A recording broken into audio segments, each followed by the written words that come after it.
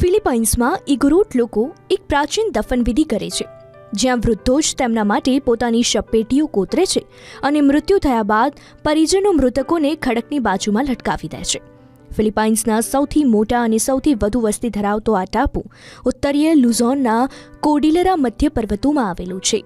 2000 વર્ષ પહેલાંની માનવામાં આવતી ધાર્મિક વિધિમાં ઇગોરોટ લોકો તેમના મૃતકોને હાથથી કોતરેલી શબપેટીમાં દફનાવે છે, જે ખડકની બાજુમાં બાંધેલા અથવા ખીલીથી બાંધેલા હોય છે અને નીચે જમીનથી ઉપર લટકાવવામાં આવે છે.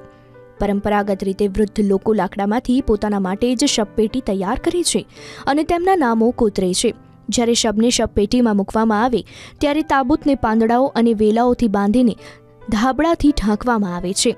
પછી મૃત શરીરને લાંબો સમય સાચવવા માટે ધૂમ્રપાન કરવામાં આવે છે, કારણ કે સંબંધીઓ પણ ઘણા દિવસો સુધી મૃતકોને આદર આપે છે. ફિલિપાઇન્સમાં ઇગોરોટ્સની પ્રાચીન અંતિમ સંસ્કારની વિધિ અનન્ય છે. એ જ રીતે ચીન અને ઇન્ડોનેશિયામાં પણ ઐતિહાસિક રીતે શબપેટીઓ લટકાવવાની પ્રથા છે. પરંતુ આ પ્રથા આજની તારીખે ચાલી આવે છે કે કેમ એ કહેવું થોડું મુશ્કેલ છે. પરંતુ આ રીતની દફન વિધિ અથવા તો અંતિમ સંસ્કાર તમે ક્યાંય નહીં જોયા હોય.